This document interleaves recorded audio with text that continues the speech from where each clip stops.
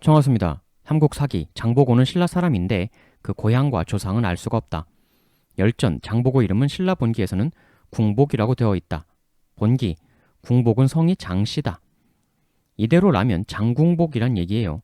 근데 이 부분에 대해서 약간 갸웃하는 시선도 있습니다. 신라인이라고 하는데 신라 때까지만 하더라도 귀족들을 제외하면 성씨를 가지고 있는 경우가 흔치가 않았습니다. 심지어 신라 다음에 고려를 세우게 되는 왕건. 왕건이 원래 왕씨가 아니죠. 이름이 왕건이었어요. 할아버지 작재건, 아버지 옹건, 아들은 왕건. 이렇게 3대가 간 건데 근데 이름 왕건에서 왕을 가지고 나중에 성을 만든 거거든요. 장보고도 그런 케이스가 아니었겠느냐. 삼국사기 한자가 궁복 이렇게 나오는데 장보고는 한자가 이렇거든요. 이렇게 보면 이 장자하고 궁자하고 그 베풀 장자하고 활궁자하고 그 베풀 장자 안에 활궁자가 들어가 있지 않습니까? 이렇게 추정을 많이 해요.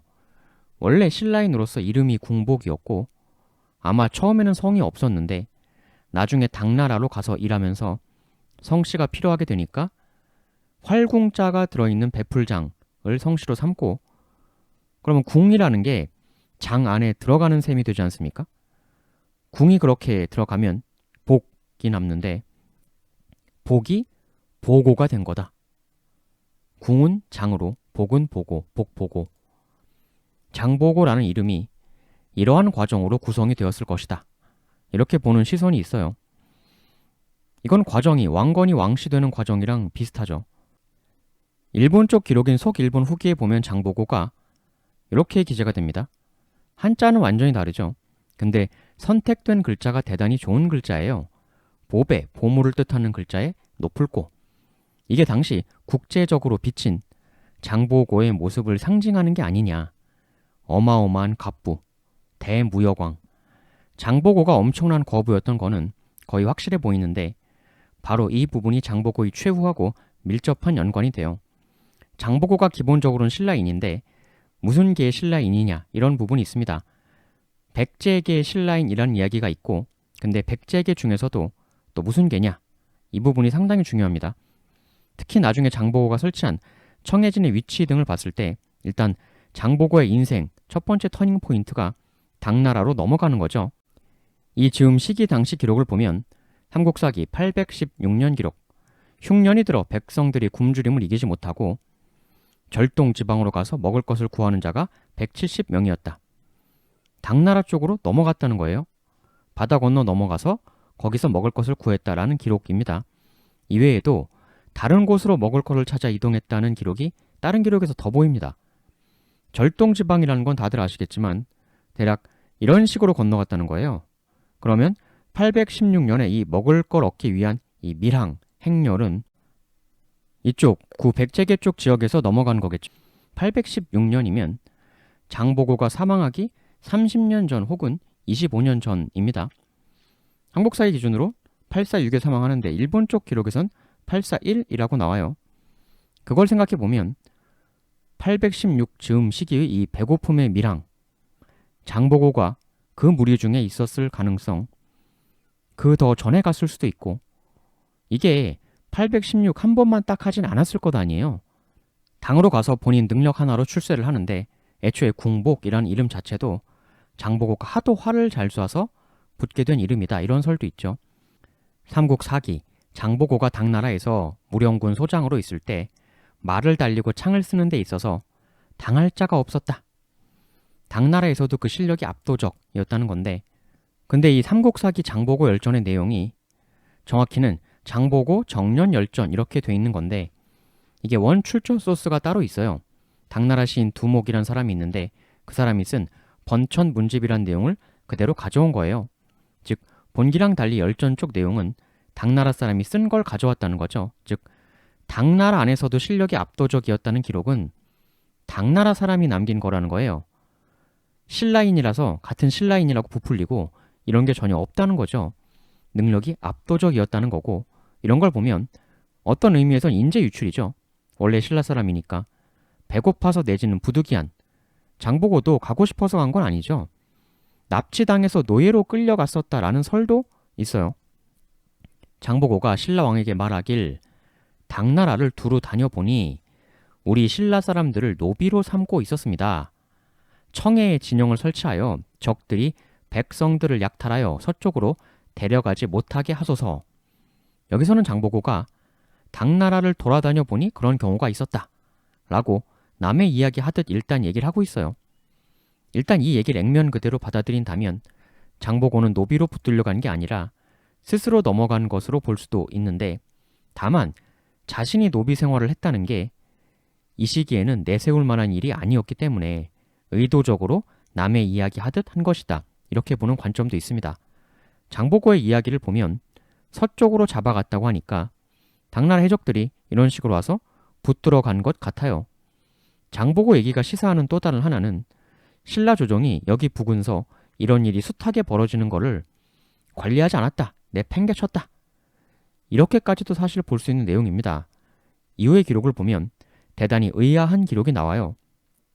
노비로 잡아가지 못하게 하소서. 이 다음에 번천문집, 그러자 신라 왕이 1만 명을 주어 요청을 들어주었다. 근데 이 부분은 삼국사기 신라본기에도 나와요. 청해대사 궁복은 당에서 군중소장이 되었는데 후에 귀국하여 신라 임금을 알련하고 병력 1만 명으로 청해진을 지키게 되었다. 근데 내용이 약간 다릅니다. 아까 번천문집에서는 왕이 1만 명을 줬다 그랬어요. 근데 본기에서는 그냥 1만 명으로 청해진을 지키게 되었다, 이렇게 되어 있습니다. 지금 이 1만 명이라는 거를 어디서 차출한 거냐? 정말 신라 왕이 신라 군 중에 1만을 떼어서 장보고 휘하로 청해진 위치로 보내준 거냐? 왕이 조달해 준 거냐? 보통은 그렇게들 알고 있죠. 왕이 준 병력이라고. 근데 조금만 생각해 보면 갸웃합니다. 이때 당시 신라 왕이 흥덕왕인데, 흥덕왕이 장보고가 무슨 본인 친척도 아니고 갑자기 와서 1만 주세요 한다고 그래 하고 줬을 리가 상당히 만무한 엄청난 규모거든요. 준다고 한들 신라 왕이 자신을 지키는 역할이 있는 자신의 정규군 중 1만을 떼어줬을 리는 상식적으로 매우 만무할 것 같고, 어디서 나온 거냐? 몇 가지 설이 있는데 1만이 신라 왕이 준 게 아니고 장보고가 직접 모은 거다, 이런 설이 있어요. 그럼 엄청나게 긴 기간 해외 생활을 하다가 이제 신라로 온 것 같은 식으로 기록된 이 장보고, 신라에서 사람 1만 명을 어떻게 모은 거냐? 일단 828년 흥덕왕과의 미팅 이전에 꽤 오래전부터 신라와 당 사이를 왔다 갔다 하면서 활동을 했을 것이다. 어떤 활동? 상업, 무역 활동. 이 미팅 당시에 이미 장보고는 신라 당 무역에 있어서 최고의 민간 기업 대표였다. 아무것도 없는 어떤 한 개인이 비록 외국에서 조금 출세를 했다곤 해도 왕 입장에서는 그래봤자 그 정도 당에서의 지위는 일개 장수거든요. 나 만나주쇼 해봐야 급이 잘 안 맞죠. 그것만 놓고 보면. 그러나 당시로선 이미 엄청난 대기업의 대표. 그러면 이 미팅이 성립할 수 있죠. 지금도 대통령하고 엄청난 대기업 대표하고 점심도 먹고 하잖아요. 이 둘의 만남은 그런 게 아니었겠느냐. 여기 의문의 1만 명이요. 장보고가 직접 모집한 건데 그 모집의 방법이 이런 게 있었다는 설이 있어요. 당나라로 붙잡혀간 혹은 배고파서 밀항했던 신라인들, 이 1만 명의 그런 사람들이 상당수 포함되어 있었던 게 아니냐라는 설이 있습니다. 붙잡혀간 혹은 배고파서 넘어간 장본인인 장보고가 자신과 비슷한 처지에 있던 신라인들을 모았다는 거죠. 그런 사람들끼리라면 더더욱 동지의식이 있겠죠. 그 강력한 동지의식, 그게 주 장보고가 대단히 빠르게 초우량 글로벌 기업으로 급성장할 수 있는 원동력이 되지 않았나. 이 장보고가 사람의 성격적 특징이 엄청나게 포용력이 강해요. 흔한 말로 하면 정이 많다. 자기한테 찾아온 사람을 버리질 않고 잘 받아줍니다. 심지어는 과거에 원한이 있던 사람도 너무 잘 받아줍니다. 아까 정년이란 사람이 있다고 했죠. 번천문집 내용이 장보고, 정년 얘기가 같이 실려 있는 건데 그 스토리는 이렇습니다. 이 둘은 어렸을 때부터 알던 사이였어요. 두 사람 모두 무력이 대단히 뛰어났다. 그중 정년은 바다 밑으로 들어가 50리를 헤엄쳐 가도 숨이 차지 않았다. 그 날렘과 씩씩함을 견주어 보면 장보고가 정년에게 조금 미치지 못하였으나 이 정년이 무력이 장보고보다도 한 수 위였다는 거죠. 그러나 정년은 장보고를 형이라고 불렀다. 보고는 나이로, 연은 기회로 항상 맞서 서로 지려고 하지 않았다. 두 사람이 당나라에 가서 무령군 소장으로 있을 때 말 달리고 창 쓰는 데 있어서 대적할 자가 없었다. 이후 장보고는 신라로 가 귀한 자리에 올랐으나 정년은 직업을 잃고 사수연수연에서 춥고 배고프게 살았다. 하루는 수비하는 장수 풍원규에게 말했다. 나는 신라로 돌아가서 장보고에게 의탁하려 한다. 풍원규, 그대와 장보고의 사이는 나쁘지 않은가? 그대는 그에게 가서 죽으려고 하는가? 정년, 이렇게 굶어 죽느니 차라리 통쾌하게 싸우다 죽는 것이라면 더 낫지 않겠는가?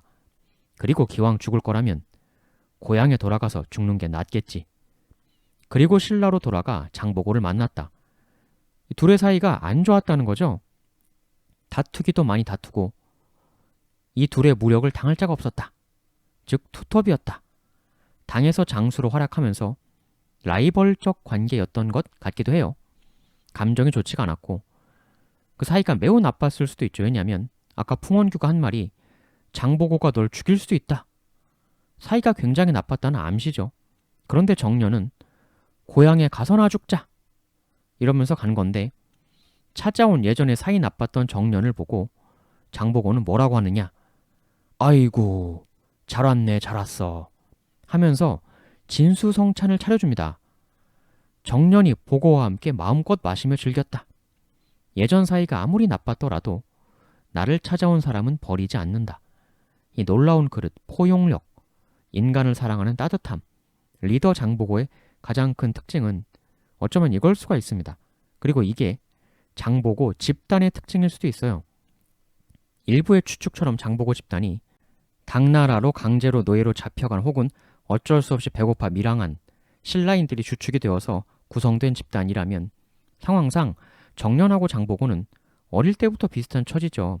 장보고도 정말 어릴 때 노비로 잡혀갔던 사람이라면 같은 처지의 사람들에 대한 웬만하면 용서해주고 애정으로 품어주고 지금의 정년에 대한 넓은 용서와 포용도 자신과 비슷한 처지에 고생했던 사람들에 대한 안쓰러움, 고생도 해본 사람이 그 아픔을 알죠. 영화나 드라마 보고 눈물 흘린다고 그게 진짜 공감이다. 턱도 없는 얘기죠. 실제 겪어보지 않고는 알 수가 없다. 비슷한 처지의 사람들에 대해 과거에 심지어 사이가 나빴어도 무한한 포용. 그런데 이 엄청난 포용력과 믿음, 이게 나중에 장보고에게 큰 비극을 불러온다는 얘기가 있는데 근데 꼭 그게 이유의 전부라고 보긴 어려울 수도 있습니다. 속사정을 보면 뒤에서 얘기하겠지만 이렇게 감동받은 정년과 따뜻한 사람 장보고는 흥에 겨워 회포를 풀고 자리는 무르익어 가는데 근데 이때 급변이 발생합니다. 근데 둘의 자리가 채 끝나기도 전에 신라 왕이 시해되었다는 소식이 들려왔다. 갑자기 급변하는 운명이 이 둘을 덮칩니다. 이 상황은 이제 실제의 삼국사기 기록으로 좀 봐야겠죠. 장보고를 신라 제도권으로 끌어들였던 흥덕왕이 왕한 게 826-836. 근데 이 다음에 대란이 일어나요. 흥덕왕이 돌아가셨을 때 왕의 사촌 동생인 균정과 다른 사촌 동생의 아들인 제룡이 모두 다음 왕이 되려고 하였다.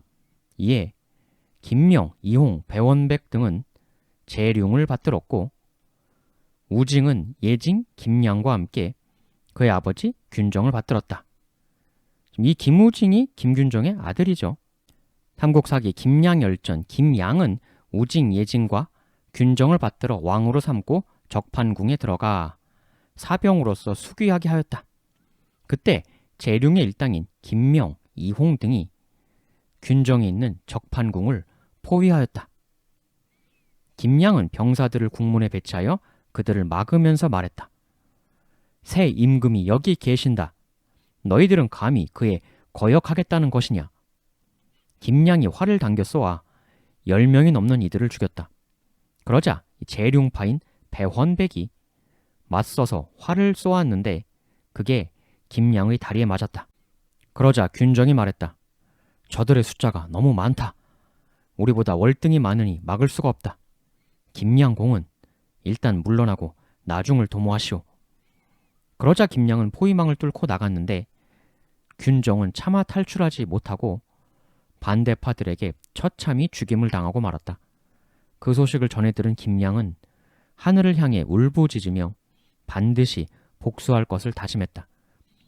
그 길로 김양은 산속으로 잠적한 후 때를 기다렸다. 이후 재룡이 왕위에 올랐다. 그가 바로 희강왕이다. 김명을 상대등으로 삼고 이홍을 시중으로 삼았다. 상대등하고 시중은 권력계의 투톱이라고 할 수가 있어요.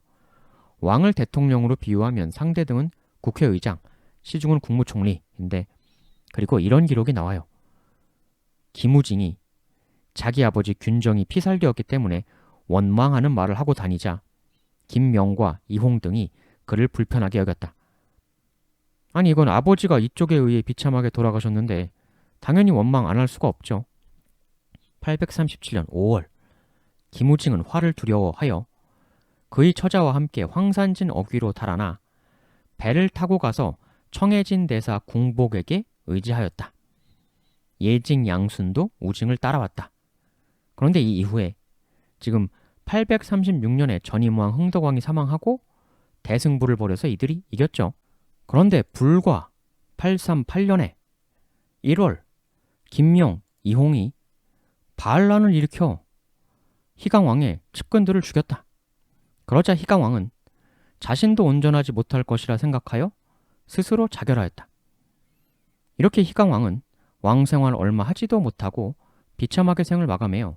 이러자 김명이 직접 왕에 오릅니다. 이 사람이 민해왕이에요. 이 상황은 이쪽 승리파들이 한편이었다가 그들 내에서 또 내분이 난 거죠. 이렇게 되자 아까 균정 우징파였던 이 사람이 움직입니다. 김명 등극 한 달 뒤 2월 김양이 병사들을 모집하여 청해진으로 들어갔다. 가서 우징을 알현하였다. 우징도 청해진에 있으면서 김명이 왕자리를 빼앗았다는 소식을 들었는데 이에 우징이 장보고에게 말하였다. 김명은 임금을 죽이고 스스로 왕이 되었고 이홍은 임금과 나의 아버지를 죽였으니 그들과 나는 도저히 같은 하늘 아래에서 살 수가 없습니다. 원컨대 장보고 장군의 병사들을 빌려 임금과 아버지의 원수를 갚고자 합니다. 장보고 옛사람의 말에 정의를 보고도 행동하지 않는 자는 용기 없는 일을 하였습니다. 명에 따르겠습니다. 근데 이게 삼국유사에서는 어떻게 나오냐면 김우징, 나의 원수를 없애준다면 내가 왕이 되고 난 후 장보고 공의 딸을 왕비로 삼겠소. 약속을 한 거죠. 장보고는 이 딜을 받아들입니다. 그러면서 다시 번천문집 정년이 장보고를 찾아오고 한창 환영 파티하고 있을 그때 그 환영잔치 자리가 끝나기도 전에 신라왕이 시해되었다는 소식이 들려왔다. 얘기가 이렇게 연결되는 거죠. 그러자 장보고가 울면서 정년의 손을 잡고 이렇게 말했다. 그대가 아니면 나라의 지금 이 난을 평정할 수 없다. 라고 하며 병력 5천을 주었다. 일단 이 내용에 따르면 정년이 막 오자마자 근데 정년이 올 때 장보고랑 사이가 워낙 안 좋았었기 때문에 가면 장보고가 날 죽일지도 모른다 이러면서 온 거 아닙니까? 근데 그런 정도의 사람이 오자마자 막 와서 같이 환영 파티하고 있는 그때에 엄청난 소식이 들리고 그래서 이 민해왕의 등극을 요격하기 위한 대단히 중요한 핵심 병력으로 매우 사이 안 좋았던 근데 좀 전에 온 정년을 선발대로 보낸다. 그것도 무려 5천이나 줘서. 만일 이게 사실이라면 정말 비상식적인 이야기죠. 설마니 그런 건 아니고 다만 정년이란 장수가 장보고 캠프에 가담한 지 얼마 안 되었던 시기였을 수는 있겠죠. 다시 본기. 정년 그대가 아니면 이 환란을 평정하지 못하리라. 근데 이런 말을 한 건 여기서도 나오고 있어요. 정년이란 사람의 개인적 능력이 대단히 출중했음을 나타내 주는 건데 근데 이렇게 뛰어났던 사람이 실업자가 되어서 아까 굶어 죽기 일보 직전까지 갔었다는 게 어떤 의미에선 이런 부분이 장보고라는 뛰어난 인물이 다시 신라로 돌아오게 된 이유일 수 있겠죠. 이렇게 해서 장보고 군 병력이 김명, 민해왕 정권을 치러 출발합니다. 애초에 무력만은 장보고보다 뛰어났다던 정년을 앞세워서 근데 삼국사기를 보면 기록상 이 인물이 대단히 강력하게 부각이 됩니다. 산에서 숨어 복수를 기다리던 김양은 김우징이 청해진 대사 장보고와 결탁하여 불구대천의 원수를 갚고자 한다는 소식을 듣게 되었다. 김양은 자신의 참모와 병조를 거느리고 청해진으로 갔다. 그리고 838년 3월 정예병 5천을 거느리고 무주를 습격하니 고을 사람들이 모두 항복하였다. 계속 진군해 남원에서 신라군을 격파했으나 병사들이 지쳐 일단 퇴각했다. 겨울이 되어 혜성이 서쪽에서 나타났는데 여러 사람들이 축하하며 이렇게 말했다. 묵은 것이 사라지고 새로운 것이 들어설 징조이니 원수를 갚고 지옥을 씻을 수 있을 듯하다. 김양은 평동장군이라 칭하고 12월에 재차 출동하였는데 우징도 또한 날래고 용맹한 염장, 정년 등 6장수를 시켜 출격했다. 무주 북쪽에서 신라군과 붙었는데 민해왕은 대감 김민주에게 맞서게 하였다.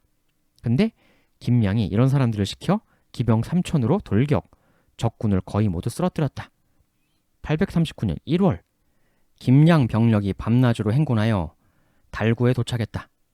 민해왕은 병력이 도착했다는 이야기를 듣고 이런 사람들에게 막도록 했다.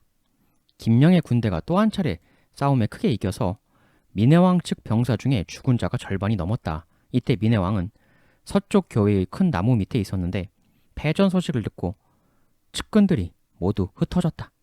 그렇게 혼자 남은 민해왕은 혼자 서서 어찌할 바를 모르다가 원류의 집으로 도망쳤다. 그러나 곧 발각되었다. 이에 병사들이 죽였다. 김양에게 예전에 자신의 다리를 맞추었던 배헌백이 끌려왔는데 김양, 너는 너의 주인을 위해 날 쏜 것일 뿐이니 두려워 말라. 그러자 배헌백도 용서받았는데 뭘 걱정하겠는가라고 하며 구민해왕파 신료들도 크게 안심하고 나라는 안정을 찾았다. 이러고 나서 김우징이 왕위에 오릅니다. 신무왕이죠. 예징 등이 궁중을 깨끗이 숙청하고 예절을 갖추어 김우징을 맞이해 왕에 오르겠다. 근데 삼국사기의 기록은 이때의 승리가 전체적으로 김양이 최대의 공을 세운 것처럼 이렇게 되어 있지만 실질적인 이때의 주력은 정년을 위시한 장보고파 병사들이었다는 게 삼국유사하고 번천문집의 이야기입니다. 정황상 그게 맞아 보여요. 즉 신라 역사 기록은 나중에 장보고의 공적 기여도를 의도적으로 축소했을 가능성이 있다는 거죠. 실제로 같은 시대를 살았던 일본 승려 앤닌이 쓴 입당구법 순례 행기를 보면 이른 아침에 신라인이 작은 배를 타고 왔다.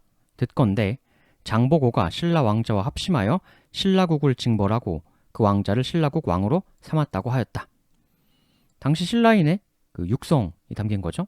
당시에도 실질적으로 장보고가 핵심이 되어서 한 일이다. 이렇게 말들을 하고 있는 걸 볼 수가 있죠. 그리고 아까 이 대결 구도에 있던 그 자기 아버지 김균정의 원수이기도 한 이홍. 이홍은 두려워 처자식을 버리고 산림으로 도망하였으나 기병을 보내 쫓아가서 잡아 죽였다. 원한을 갚고 자신이 왕도 되고 김우징 입장에선 대해피엔딩인데 갑자기 이런 일이 벌어져요. 신무왕 김우징이 병으로 눕게 되었는데 꿈에 이홍이 나타났다. 나타난 이홍은 신무왕에게 활을 쏘았다. 그 화살이 신무왕의 등을 꿰뚫었다. 신무왕은 크게 놀라며 잠에서 깨었는데 깨고 보니 등에 종기가 나 있는 것이었다. 그달 23일에 신무왕이 돌아가셨다.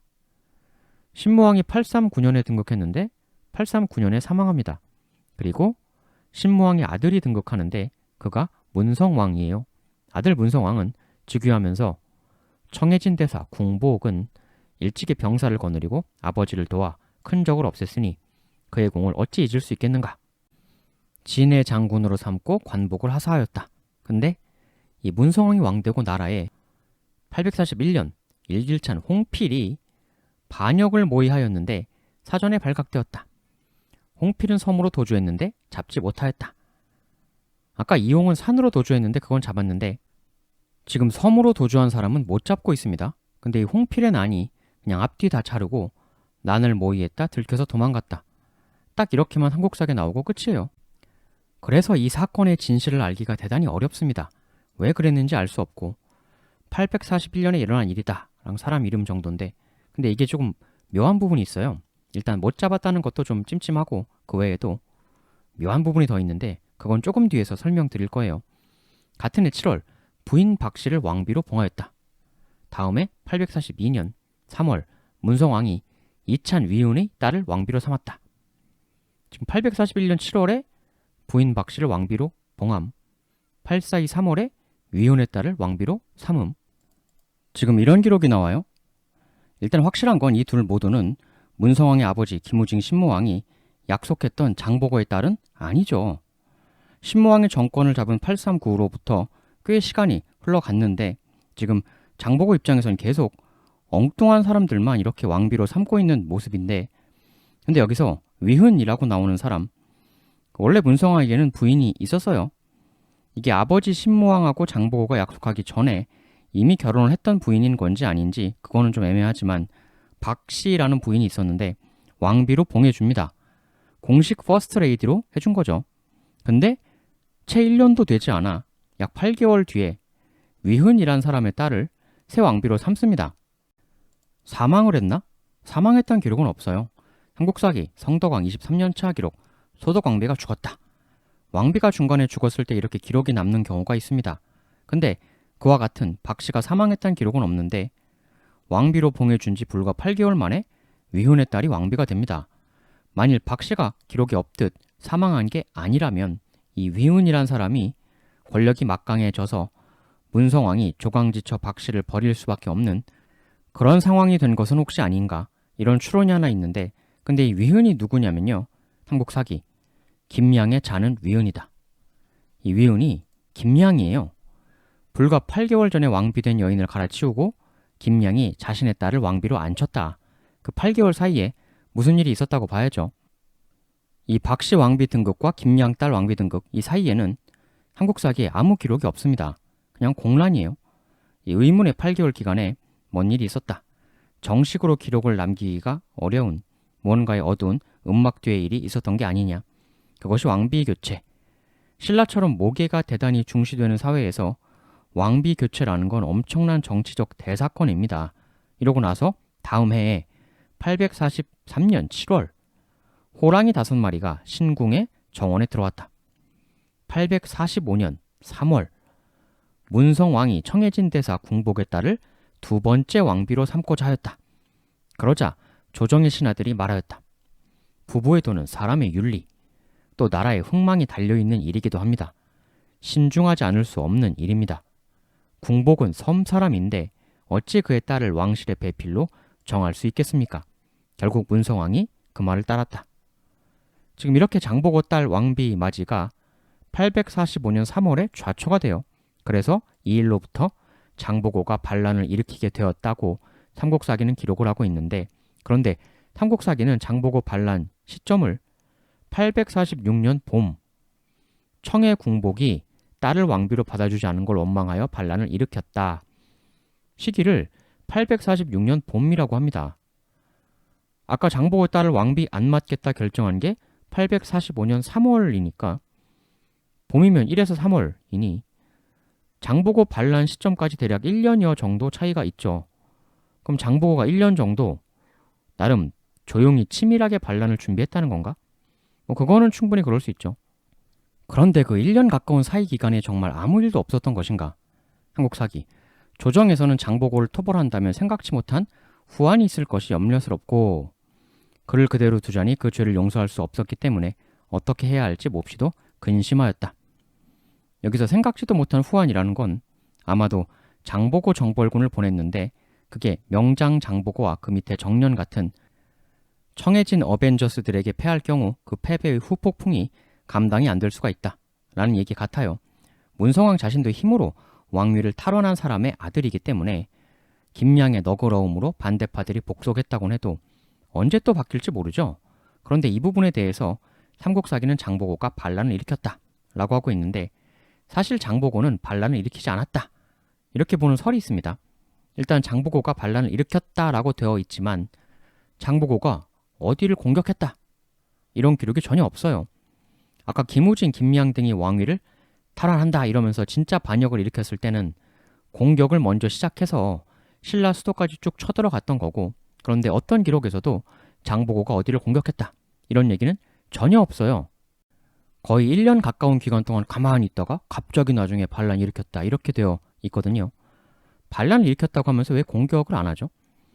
과거의 장보고가 자신의 병력을 보내서 신라의 중심부를 공격해 정권을 탈환한 그 경험이 있는데 반란이 이기려면 몰래 몰래 준비하다가 쾅 터트린 이후에 번개처럼 전격적으로 적의 심장으로 공격해 들어가는 게 장보고는 이미 과거의 경험으로 그렇게 해야 한다는 걸 숙지하고 있는 상태였을 거거든요. 근데 말로만 반란 일으킨다고 하고 그냥 가만히 있었다. 가만히 있으면 무조건 필패죠. 여하튼 신라라는 나라 전체를 상대로 싸우는 것이기 때문에 가만히 있을수록 점점 각종 봉쇄 조치가 이루어지면서 어려워질 수밖에 없습니다. 장보고가 정말 반역을 하려고 했다면 강력한 병력을 가지고 있음에도 아무데도 공격하지 않고 그냥 틀어박혀만 있었다는 건 대단히 이상한 전략입니다. 과거 경험처럼 바로 신라 중심부로 쳐들어가던가 그게 아니면 구백제 지역이라도 장악을 해서 기반 터전을 만들던가 하는 움직임을 했어야 하죠. 생각이 있는 사람이라면. 어느 곳도 공격했다는 기록이 근데 없어요. 장보고가.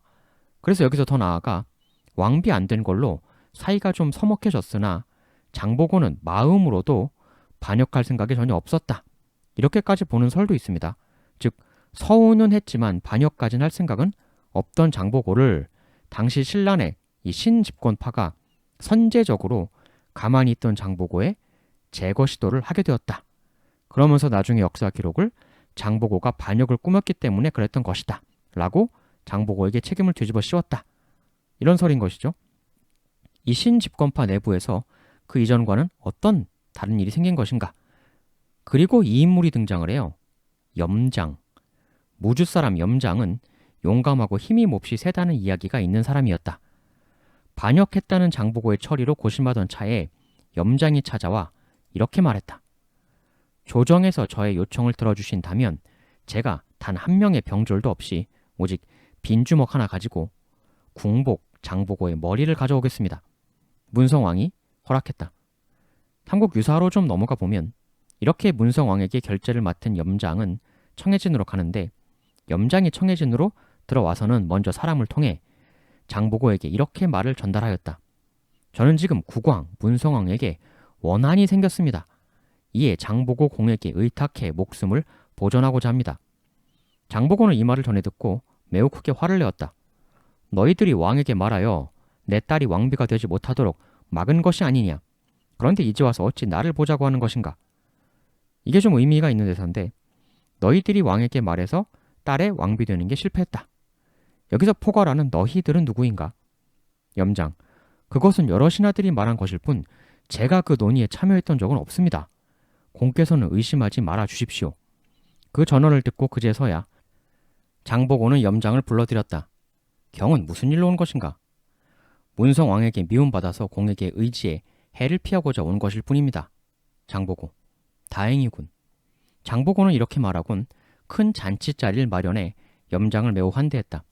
마침내 장보고가 크게 취했는데 염장이 장보고의 칼을 빼앗아 그의 목을 베었다. 그리고 염장이 장보고의 무리들에게 말하니 무리들이 엎드려 감히 말하지 못하였다. 염장이 그들을 이끌고 도읍으로 와 보고하니 문성왕이 매우 기뻐하며 벼슬을 내렸다. 사실 이 부분도 장보고가 정말 반란을 했던 것이냐?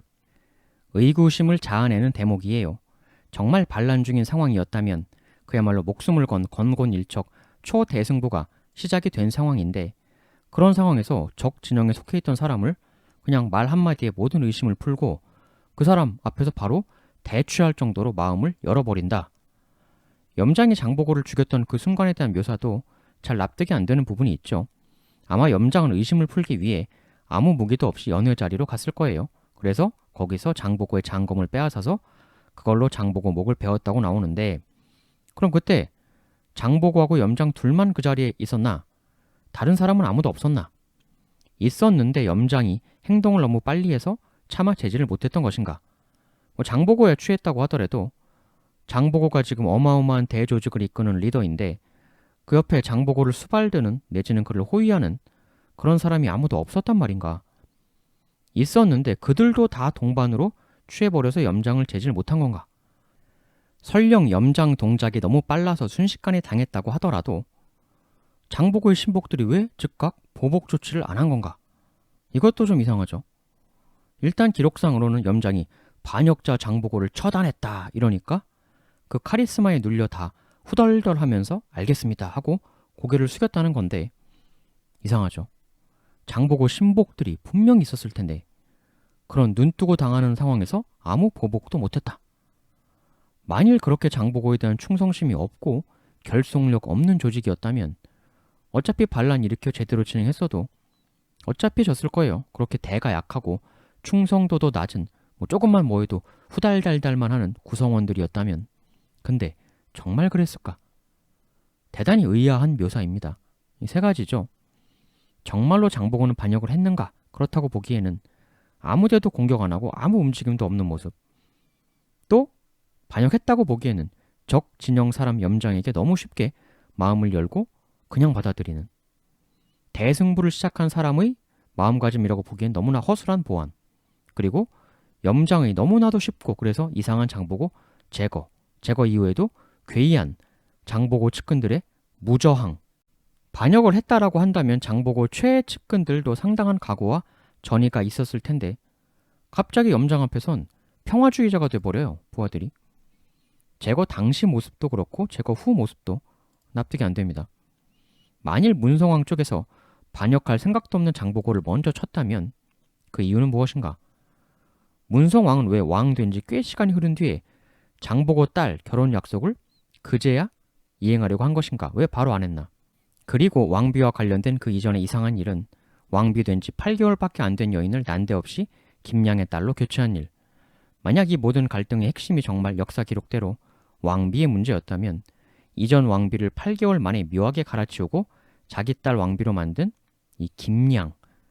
정말 장보고는 욕심이 없었는데 이쪽에서 선제적으로 기습 제거한 거라면 그 핵심엔 역시 왕비의 아버지, 왕의 장인 김양이 있었던 것일까? 근데 김양 말고 또 하나 주목해볼 만한 요소가 있었죠. 841년에 일어난 홍필의 반란 모의. 근데 이 홍필의 난이 일어난 841이 좀 범상치가 않은 게 한국사기 기준으론 장보고가 846년 사망이라고 나오는데 속 일본 후기라는 사서에 보면 842년 1월 10일자 기록, 신라인 이소정 등 40여 명이 일본에 왔다. 왜 왔는가를 물으니 무리의 우두머리 소정이 말하길 장보고가 죽고 그의 부장인 이창진 등이 반란을 일으키고자 하였다. 그러나 무진주의 열하, 연문이, 연문은 염장이죠. 열하는 아마 별가의 오기인 걸로 보여요. 이창진의 반란의 염장이 병사를 일으켜 이창진을 토벌하였다. 해서 지금은 이미 아무 걱정이 없다. 다만 적의 무리들이 망을 빠져나가 당신들의 나라 일본에 와서 소란스럽게 할까 두렵다. 만일 그쪽에서 도착한 자 중에 공식 문서를 가지지 않은 자가 있다면 신문하여 붙잡아 들여주길 바란다. 또 지난해 이충등이 가져온 물건은 부하 관리와 죽은 장보고 자손들에게 남겨진 것이니 바라건대 빨리 돌려보내주길 바란다. 이러한 까닭으로 염장이 직후젠국에 가져온 서신을 가지고 오게 된 것이오. 일단 이 이소정이란 사람은 염장의 부하죠. 이 기록에 의하면 842년 1월 10일에는 이미 모든 사태가 종결이 나 있었다. 그것도 매우 깔끔하게 마무리가 되었다는 이야기예요. 그 전해에 장보고는 이미 죽었고 아마도 장보고의 측근이었던 것으로 보이는 이창진의 반란도 염장이 진압했다. 근데 이 다음에 일본 쪽에서 이 이소정에 대해 평을 하는 내용이 나와요. 소정은 일찍이 장보고의 신하였는데 지금은 연문의 사신으로 와 있다.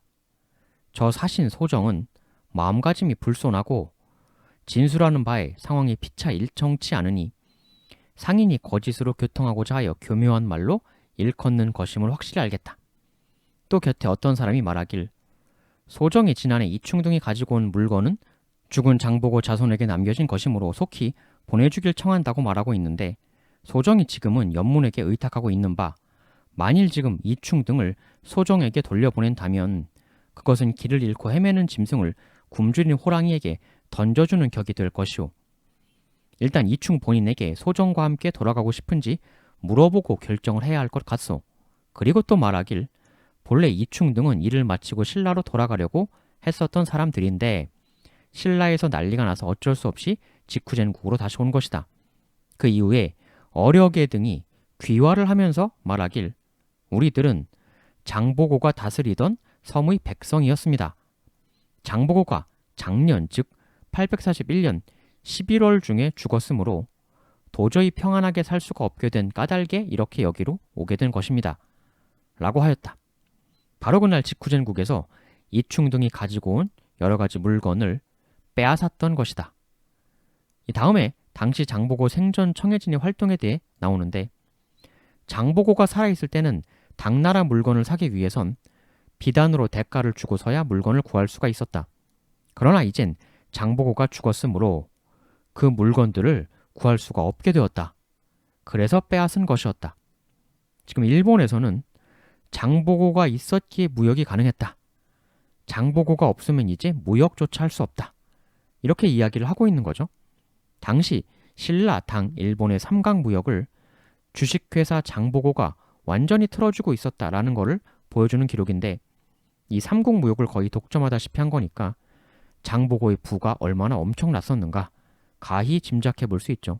근데 여기서 일본 측의 반응이 장보고와 구청해진 팔을 무너뜨린 염문, 염장, 그리고 그 밑으로 귀순에 들어간 이소정에 대해 상당히 부정적인 태도를 보임을 알 수가 있습니다. 원래는 장보고의 부하였는데, 근데 지금은 그 원 상사였던 장보고를 처참하게 죽인 염장 밑으로 홀라당 넘어가 있다. 참으로 못 믿을 사람이다. 이런 얘기를 심지어 일본인들조차 하고 있는 거죠. 그러면서 염장의 앞잡이가 되어서 지금 이충 같은 경우 장보고의 부하로서 일본에 업무하러 왔다가 장보고가 죽고 청해진이 뒤집히면서 귀국을 못하고 있는 상태였던 거죠. 그런데 염장의 앞잡이로 전향한 이소정이 지금 이충을 붙잡아 끌고 가려고 온 거다. 이충을 소정에게 돌려보내는 건 호랑이 입으로 넣어주는 거나 마찬가지다. 당시 일본에선 이렇게 이야기를 하고 있습니다. 이 이소정이 염장의 앞잡이 역할을 대단히 충실하게 이행하고 있음을 볼 수가 있습니다. 그럼 원래 장보고의 부하였는데 장보고의 원수 염장에게 바로 귀순해서 열심히 일하는 이 이소정. 장보고 죽음에 대한 그 어떤 거부감도 없어 보이고 장보고의 부하를 잡으러 일본까지 와서 열심히 염장을 위해 일하는 이 모습. 두 가지인데, 염장이 장보고를 죽인 이후에 전향을 했거나 아니면 장보고가 죽기 전에 그 전에 이미 변절을 했거나 둘 중에 하나이겠죠. 장보고가 너무나 허무하게 죽었어요. 반란 중이라면서 갑자기 찾아온 사람하고 그렇게 무방비로 먹고 마시는 자리를 했다는 것부터가 일단 좀 이상하고, 그리고 더 이상한 건 염장의 기록상으로는 단기 혼자서 갑자기 장보고 목을 베었는데 장보고 측근 부하들이 그런 염장에 대해 전혀 저항하지 않았다. 정말 이상하고 납득이 안 되는 부분 아니었습니까? 이미 장보고 조직 내에 사전에 변절했던 일파가 존재했었던 거 아니냐. 그거라면 갑자기 장보고가 죽임당하고 나서도 염장이 큰 저항을 겪지 않고 유유히 나온 것도 일부 설명이 될 수 있죠. 이미 내부 변절자들이 존재했다. 그들이 염장과 합심해서 전격적으로 장보고를 제거하고 그 내부 변절자들과 염장이 힘을 합해 장보고 측근들의 반발을 누른 것이다.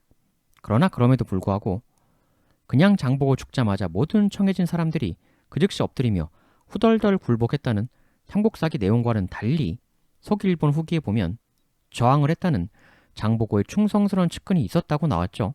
그게 바로 이창진이었습니다. 그래서 염장과 이창진이 한판 대승부를 벌였다고 이소정은 이야기하고 있어요. 이런 가설을 그려볼 수가 있을 것 같습니다. 가설 1. 염장이 청해진 내부 배신자들과 사전 결탁을 먼저 하고 그 결탁자들이 장보고에게 적극 간해서 장보고의 염장에 대한 의심을 누그러뜨린 후 장보고가 왜 그렇게 염장에 대해 쉽게 받아들였느냐를 설명하는 거죠. 사실 연회 자리에서 장보고 염장 말고 다른 사람들도 있었을 텐데 그런 자리에서 염장이 그렇게 쉽게 장보고를 처치하고 또 그 자리에서 아무런 제지 및 처치 후 저항도 전혀 겪지 않은 게 의아했는데, 당시 연회 자리에 있었던 건 염장과 장보고 그리고 내부 배신자들, 변절자들이 자리의 주축이었다. 그래서 염장이 그렇게 쉽게 장보고를 처치하고 또 유유히 무사할 수 있었던 것이다.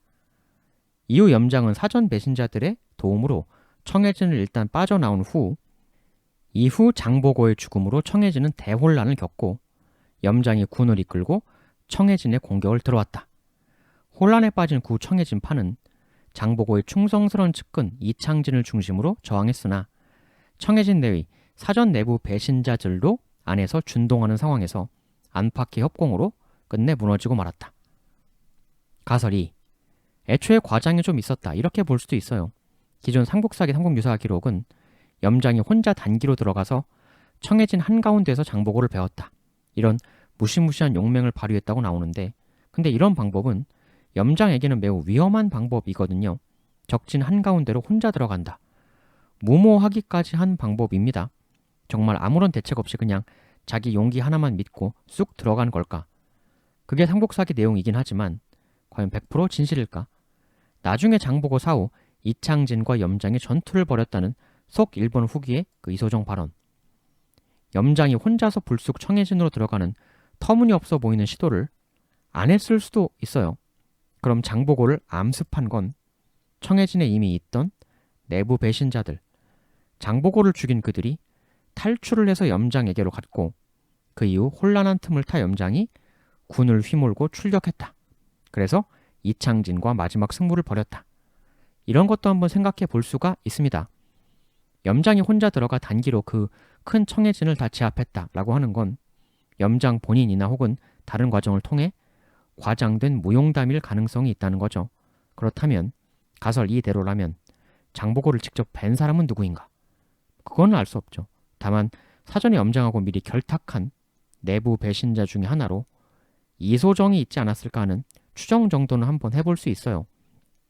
이 신라 정권의 장보고 제거 계획이 그렇게 즉흥적으로 이뤄진 건 아니고 상당히 미리부터 철저히 계획이 되었을 수는 있다. 원래 지금 장보고 제거를 결재 내린 문성왕이 예전에 아버지랑 피난가 있을 때 청해진의 몸을 담고 있었단 말이죠. 비록 청해진 소속 사람일지라도 같이 살던 문성왕과 그 아버지 신무왕하고 꽤 친해졌던 사람이 있었을 수 있고 충분히 그 친해졌던 사람들은 기왕이면 장보고도 대단한 사람이지만 이제는 신라 왕이 된 최고가 된 문성왕하고의 끈을 더 부여잡고 싶은 생각이 들었을 수 있죠. 그래서 문성왕이 배신하고 내 쪽으로 넘어와라 이렇게 꼬시면 안 넘어가기가 쉽지 않은 그런 상황이 되었을 수가 있습니다. 그러면 문성왕은 왜 장보고를 제거할 마음을 먹게 되었나? 반란 일으킨다고 하고 그 어디도 먼저 공격하지 않은 그리고 지나치게 방심하고 있던 마지막 모습 등에서 장보고가 정말 반란을 일으키려고 했던 걸까라는 의구심. 그럼 문성왕은 자신의 은인 장보고를 왜 제거하려고 했을까? 일단 삼국사기 장보고 사망 846 그런데 일본 쪽 기록은 841. 841이 맞다고 보는 설도 있어요. 속 일본 후기하고 앤닌의 입당구법 순례행기 둘 다가 841이라고 하고 있기 때문에 근데 841이라면 그 인물이 난을 일으켰던 때거든요.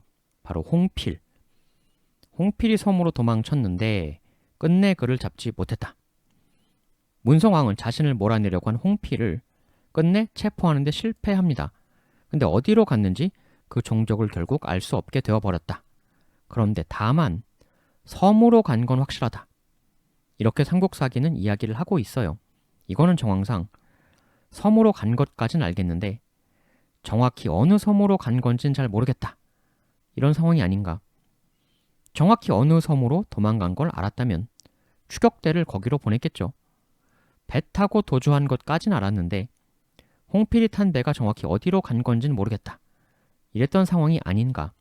이 홍필이 끝내 잡히지 않았다는 게 상당한 불안 요소죠.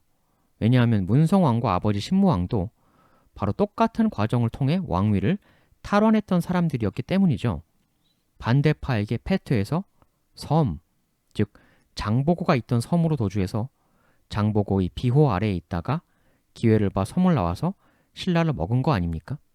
근데 홍필도 똑같이 섬으로 도망갔으니까 섬에서 대부활한 문성왕 입장에선 척추에 식은땀이 흐를 수 있는 이 홍필의 행방불명 이후에 홍필의 도주가 841년 봄이라고 나오는데 공교롭게도 841 7월에 박씨 부인이라는 사람을 문성왕이 왕비로 책봉합니다.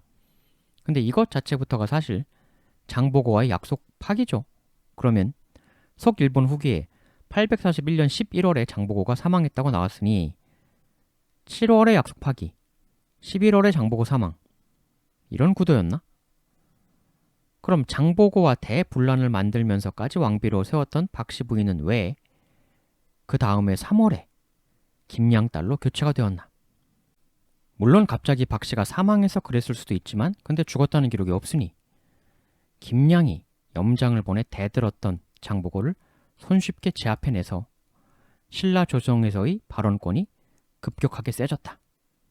혹시 홍필이 도망간 섬이 장보고가 있던 청해진이지 않았을까라는 설도 있고, 문성왕이 839의 왕이 되었는데 841까지 왕비를 정하지 않고 미적거렸단 말이죠. 장보고와의 갈등은 이미 그전부터 존재했던 게 아니냐? 아니면 단순한 문성왕의 의심일 수도 있습니다. 혹시 홍필이 장보고에게 합류하지 않을까? 내지는 장보고가 홍필을 받아들여서 내게 반기를 들지 않을까 하는 의심. 장보고가 841에 죽었다는 기록, 그리고 841에 행방불명된 홍필하고 뭔가 연관이 있지 않겠느냐라는 가설인데, 근데 또 삼국 사기에는 명확하게 846에 장보고가 죽었다고 하고 있어서 841설에 따르면 삼국 사기가 다 틀린 게 되는데, 그런데 삼국 사기를 일방적으로 무시해서는 안 된다는 의견도 있죠. 삼국 사기가 분명 여타 다른 오류들도 존재하는 건 사실이지만 왕비 선정은 표면적 이유인데 이쪽에서 장보고를 제거한 이유는 따로 있다. 경제적 이유다라는 설도 있어요. 장보고가 신라 당 일본 삼국 무역을 완전히 장악하면서 엄청난 부를 축적했는데 바로 주식회사 장보고를 강탈하기 위해 그 엄청난 부를 내 것으로 만들기 위해 장보고를 제거한 것이라는 설이죠. 애초에 비슷한 지역 출신이던 염장이 청해진을 내가 먹어야겠다라고 생각해서 문성왕의 지원 및 내부 배신자들과 공모하여 청해진을 강탈한 거다. 이렇게 보는 설도 있어요. 결국 돈이 원인이었다는 거죠.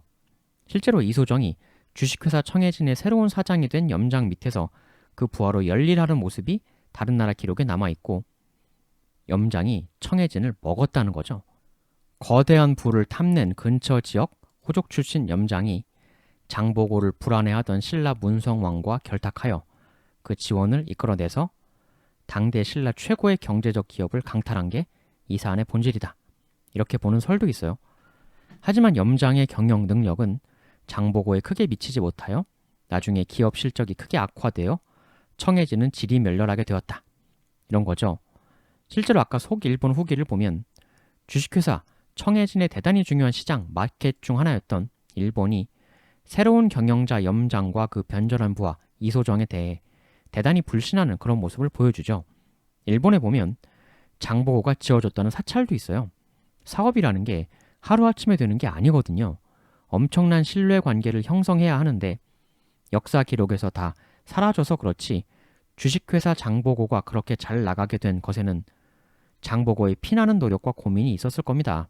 그냥 장보고만 죽이고 회상만 홀라당 뺏어 먹는다고 인간 장보고가 구축한 비즈니스 시스템이 그대로 똑같이 돌아갈 것이라고는 도저히 볼 수가 없는 거죠. 결국 청해진은 해체가 되고 이게 다음 사장으로 취임한 염장의 경영 능력이 부족해서 그렇게 된 것일 수도 있고, 또 아니면 청해진의 힘으로 나라 정권 자체가 뒤바뀐 신라인 만큼 저거 그냥 내버려두면 안 된다. 또 해당 지역이 구백제 권역이니 저쪽에 거대 기업이 존재하는 게 우리 신라의 위협이다. 이래서 견제를 했을 수도 있습니다. 그런데 이 장보고의 제거가 신라 멸망 몰락이 여기서부터 시작되었다. 이렇게 보는 관점이 있어요. 눈에 거슬리는 장보고는 없앴을 때 정작 자기들의 나라 그 멸망의 시작을 부화시킨 셈이 된 거다. 이런 관점인데 장보고 원래 이름이 궁복이잖아요. 성없이 궁복인데 이 궁이 장씨로 변한 것이다. 그런 설을 소개해드렸었는데 여러분들 잘 아시는 궁예. 이 궁예와 장보고가 관계가 있다라는 설이 있어요. 일단 궁예, 궁복. 궁리란 점에선 이름이 비슷한데 근데 우연일 수도 있죠. 뭐 궁리라고 무조건 후손이다 이렇게 말할 순 없는 건데 근데 좀 묘한 부분이 있어요. 궁예의 대라이벌이었던 왕건의 나라 고려. 그 고려의 조정에서 정식으로 만든 정사사서인 한국사기 보면 궁예의 성은 김씨로 신라 왕의 아들이다. 즉 신라의 왕자였다고 공인을 해주고 있어요. 이 부분 때문에 궁예가 신라 왕자라는 건 본인의 허장성세다라는 견해도 많지만 또 막상 그렇게만 보기에는 바로 다음 나라 고려의 정사사서가 왕자 맞다고 인정을 해주고 있으니까. 삼국사기는 궁예가 허난왕 혹은 경문왕의 아들이다라는 설을 소개하고 있는데, 근데 경문왕, 허난왕 그 바로 앞에 왕이 장보고를 제거했던 문성왕입니다. 궁예가 문성왕의 아들이었다는 설도 있어요.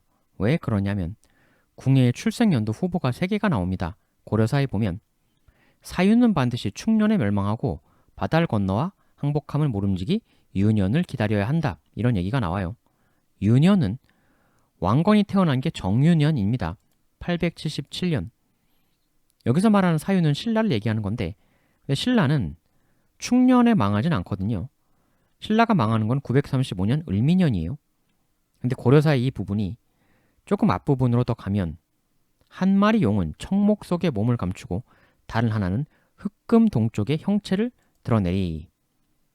청목은 푸른 나무, 소나무, 송, 송악, 즉 왕건이라는 용이 송악에 있다라는 걸 이야기하는 거고, 흑금이라는 건 검은 쇠, 즉 철, 철원의 궁예를 이야기하는 거예요.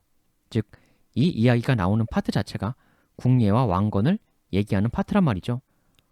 즉 궁예와 왕건의 대립을 얘기하는 부분이기 때문에 유년에 태어난 게 왕건이니까 궁예는 여기 충년에 태어났을 것이다. 이런 추론을 하는 거죠. 그래서 궁예의 출생연도 후보가 869년 기충년, 857년 정충년, 그리고 845년 을충년 3개가 나오는 거예요. 근데 845년에 무슨 일이 벌어졌다고 했었나요, 아까? 845년 3월 문성왕이 청해진 대사 궁복 장보고의 딸을 두 번째 왕비로 삼고자 하나 신하들이 반대했다. 문성왕이 왕된 거는 839년이었습니다. 꽤 오래 전이죠, 이것보다. 근데 왕되고 한참 뒤에 뜬금없이 845에 왜 갑자기 장보고의 딸을 두 번째 왕비로 해주겠다고 하냐. 명백히 845년에 무슨 일이 있었죠. 있으니까 그거에 대한 대응으로 두 번째 왕비로 해주려는 일을 했었던 거고, 근데 845년이 바로 충년, 을충년이란 말이에요. 이 궁예가 신라 왕자였는데 어떻게 거기서 쫓겨나게 된 거냐, 삼국사기에 상당히 자세하게 나와 있는데, 신라 왕의 아들 궁예는 외가에서 태어났는데 5월 5일에 태어났다. 그러자 신라의 일관, 하늘을 보며 점치는 관리가 이 아이는 오자가 거듭 들어있는 날에 태어났고 나면서부터 이가 있으며 또 불꽃이 이상하니 나라에 이롭지 못할까 염려됩니다. 기리지 마십시오. 그 말을 들은 당시의 신라 왕이 사자를 보내 궁예를 없애라고 하였다. 사자가 궁예를 포대에 감싸 누마루 아래로 집어 던졌는데 궁예의 유모로 일했던 종이 몰래 받아 도망갔다. 그때 던져진 궁예를 받다가 그만 눈을 찔러 궁예의 한쪽 눈이 없어지게 된 것이었다. 이런 매우 구체적인 그러나 좀처럼 믿기 힘든 이야기가 실려 있어요. 아무리 삼국사기지만 5월 5일에 태어났다고 죽이는 건 도저히 말이 안 되고, 만약에 정말로 죽이려고 했다면 그거는 무언가의 정치적 이유 때문이었겠죠. 외가에서 태어났다. 그러면 어린 궁예를 없앨 수밖에 없는 이유는 당연히 궁예의 어머니 쪽 집안, 즉 외가와 관련된 것일 거고, 그러면 그 외가와 관련된 난리가 충년이라면 845, 857, 869 세 개 중에 하나에 있었던 난리일 텐데, 일단 869년을 보면 삼국사기에 당나라의 사신본에 외교한 기록밖에 없어요. 그럼 857년 삼국사기는 역시 별 기록은 없는데, 다만 857년 9월에 장보고를 없앤 문성왕이 사망합니다. 이거 외엔 857에 별 기록이 없어요. 그러면 3개의 충년 중에 845가 남는데 845년 3월에 왕된 지 6년여가 지난 후에 문성왕이 뜬금없이 궁복의 딸을 두 번째 왕비로 해줘야겠다 이렇게 선언하고, 그래서 신하들의 강력한 반발을 삽니다. 이게 좀 이상한 움직임이죠. 왜냐하면 왕비 약속은 굉장히 오래전에 한 건데 왕되고 근 6년간 안 해주고 있었다는 거는 왕비 해줬을 때 신하들이 반발하리라는 것 정도는 문성왕도 이미 알고 있었을 거란 말이죠. 알고 있는 정도가 아니라 이미 반대가 있었겠죠. 그러니까 거의 6년 동안이나 못해주고 질질 끈 건데, 근데 근 6년이 지나서 뜬금없이 왕비 시켜줘야겠다. 왜 이런 뜬금포 발언을 했을까? 그때 장보고 딸이 임신했기 때문에 그랬던 게 아니냐 라는 설이 있습니다.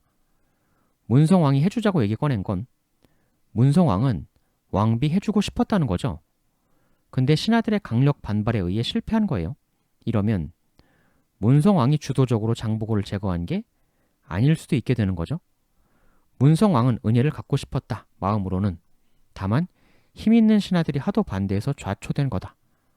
장보고 딸과 문성왕의 관계가 문성왕이 왕 되기 이전부터, 즉 청해진에서 장보고 보호 아래에 있으면서부터 이미 그때부터 같이 살던 사실혼 관계였을 수가 있습니다.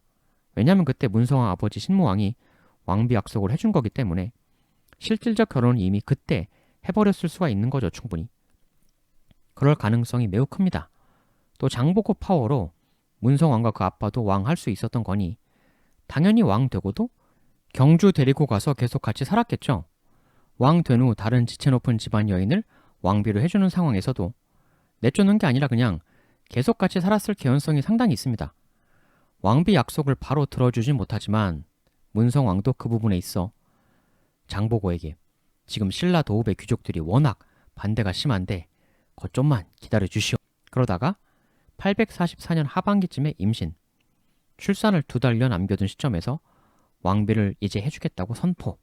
그러나 신료들의 대반발, 샌드위치 진퇴양난의 상황이 되어버린 문성왕. 근데 여기서 또 하나의 상당한 포인트가 문성왕 다음 왕인 헌안왕이 문성왕의 아들이 아닙니다. 문성왕의 숙부예요. 그것도 그냥 숙부도 아니고, 숙부라는 거는 아버지 신무왕의 동생이라는 건데 그냥 동생도 아니고 이복 동생입니다. 이렇게 왕이 간 거예요. 그러면 차기 왕권을 호시탐탐 노리는 이 숙부 입장에선 조카 문성왕이 아들을 낳길 바랄까요? 안 바랄까요? 당연히 안 바라겠죠. 그러면 문성왕의 아이를 장보고 딸이 임신했다면 아이를 낳기 전에 장보고를 제거해버리면 문성왕의 아들을 제거하는 효과가 나는 거니까 차기를 노리는데 매우 유리해지는 거죠. 당시 신하들이 기를 쓰고 장보고 딸 왕비를 반대한 이유, 이걸 우리는 그동안 단순한 신분 문제, 신라 귀족들의 기득권 문제라고만 퉁쳐왔는데 그건 오히려 표면적 핑계였고 진짜 이유는 문성왕의 아들이 태어나서 정식 왕자가 되면 안 되니까, 그게 이유가 아니었을까. 결국 문성왕은 평생 아들을 못 보고 딸만 둘 낳고 세상을 떴다고 삼국사기의 마지막 유언으로 나옵니다. 이 설대로면 장보고를 제거한 진정한 흑막은 문성왕이 아니라 그의 숙부이자 다음 왕인 헌안왕이 되겠죠. 근데 이 구도는 궁예를 빼고 봐서도 성립할 수 있는 이야기예요. 궁예랑 장보고가 아무 관계가 없다라고 해도 궁예 빼고도 성립할 수가 있는 구도입니다. 문성왕이 장보고 딸을 왕비해주겠다고 한 게 845년 3월. 근데 아까 궁예는 5월 5일에 태어났다고 했었죠. 궁예와 궁복을 연결하는 가설은 틀린 거다. 둘은 아무 혈연적으로 상관이 없다 라고 한다면 5월 5일에 얽매일 필요가 없죠. 그러면 845년 3월에 임신 중이 아니라 이미 아들을 출산했을 수도 있습니다. 궁예랑은 아무 상관없는 별도의 아들이 없는데 아들을 낳아줬다. 6년 만에 뜬금없이 갑자기 왕비 해주자고? 문성왕이 할만하죠, 그 정도면. 그러면 헌안왕과 그 지지 세력들은 기본적으로 차기 왕이 될 형식적 이유가 가장 강한 왕자라는 존재가 태어난 거니까 왕을 노리는 헌안왕 입장에선 충격적인 일이죠. 이것에 대한 돌파구로 신분 등 이유를 들어 기를 쓰고 장보고 딸의 왕비 등극을 막고 장보고에게 반역자의 누명을 뒤집어 씌워서 왕자의 외할아버지 장보고를 제거해버리면 이 문제의 아들까지 몰아서 다 정리해버릴 수 있는 거니까 이것 때문에 반대했고 이것 때문에 장보고가 죽게 된 것이다. 이런 가설도 나오게 되는데 결국 장보고의 죽음 그 원인은 장보고 딸이 문성왕의 아들을 낳아준 게 그 원인이 되었다는 거죠. 이 3월에 이미 아들 낳았다, 그래서 왕비 시켜주려고 한 거다 가설이라면 궁예는 장보고의 외손자일 가능성이 없어지는 거죠. 궁예는 5월생이니까. 그리고 845년 궁예 출생설의 문제가 뭐냐면 궁예가 891년에 기원이란 사람 밑으로 들어가는 게 첫 취업인데 845년생이면 이때는 우리 나이로 47 아닙니까? 47에 첫 사회 진출을 한다는 게 좀 안 어울린다. 그렇게 보는 거죠. 그러나 또 삼국사기에 궁예가 신라왕의 아들이다라는 공인 내용 그리고 매우 구체적인 5월 5일 어쩌고 하면서 왕이 외가에서 태어난 궁예를 제거를 했다. 그 자세한 묘사. 이게 뭔가 근거가 있다면 궁예가 태어날 당시에 신라 왕가하고 그 왕의 처가, 그 왕의 부인 집안하고 큰 갈등이 있었다는 얘기밖에 안 되는데 845, 857, 869 중에 왕이 처가하고 강력한 갈등이 발생한 기록이 있는 건 845에 그거밖에 없어요. 처가, 즉 장보고와의 대결. 이거는 또 모순이 발생하는 거죠. 그래서 이런 제3설도 나오는데 845년에 문성왕과 장보고 딸 사이에서 태어난 아들은 그래서 왕비 책봉 해준의 원에 하게 만들었던 그 아들이 궁예가 아니고 궁예의 아버지다. 이런 설도 있습니다. 그러면 궁예는 869년생이 되겠죠. 857이긴 힘들죠. 그러면 845에 태어난 아버지가 13살에 나와야 한다는 얘기가 되니까 869가 자연스럽고 869생이면 첫 취업할 891년에 20대니까 상당히 자연스럽긴 합니다. 다만 이 제3설도 문제가 있는 게 궁예가 자기 입으로 나는 신라 왕자다 했지만 내 외조부 혹은 외증조부가 궁복, 장보고다. 이렇게 말한 적은 한 번도 없거든요. 자랑스러운 혈통일 수도 있는데 왜 이야기를 안 했을까?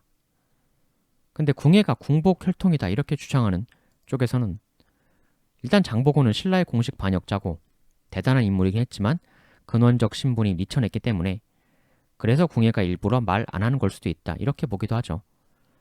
근데 이거는 궁복, 궁예, 궁 어디까지나 이게 순전히 우연의 일치일 수도 있는 거고 정말 삼국사기가 공인해준 대로 신라 왕과 처가와의 갈등 끝에 궁예가 버려진 거면 그 즈음 시기 가장 처가와의 대표적 갈등이 장보고 문성왕 갈등이기 때문에 엮이기도 하지만 또 삼국사기가 정치적 목적 고려의 전신인 태봉의 궁예가 너무 신분이 낮으면 안 되니까 일부러 억지로 공인해준 걸 수도 있으니까요. 현재로서 증명할 방법은 없습니다. 맞다고도 틀리다고도 하기 어려운 것이죠. 그냥 이런 설이 있구나 정도로 보시면 될 것 같고 다만 궁예와 장보고가 전혀 혈연 관계가 없다라고 보더라도 그것과는 별개로 허난왕, 배후설이라는 또 다른 장보고 제거의 이유와 흑막, 설도 있다는 거. 이것도 얘기될 수 있는 하나의 시나리오입니다. 물론 이것도 가설에 불과하죠. 정답은 아니고. 근데 이런 걸 다 떠나서도 신라의 몰락과 장보고 제거가 또 연관이 있을 수 있는 부분이 더 있어요. 신라 다음에 들어서는 게 왕건의 고려인데 왕건 집안이 해상호족 집안이죠.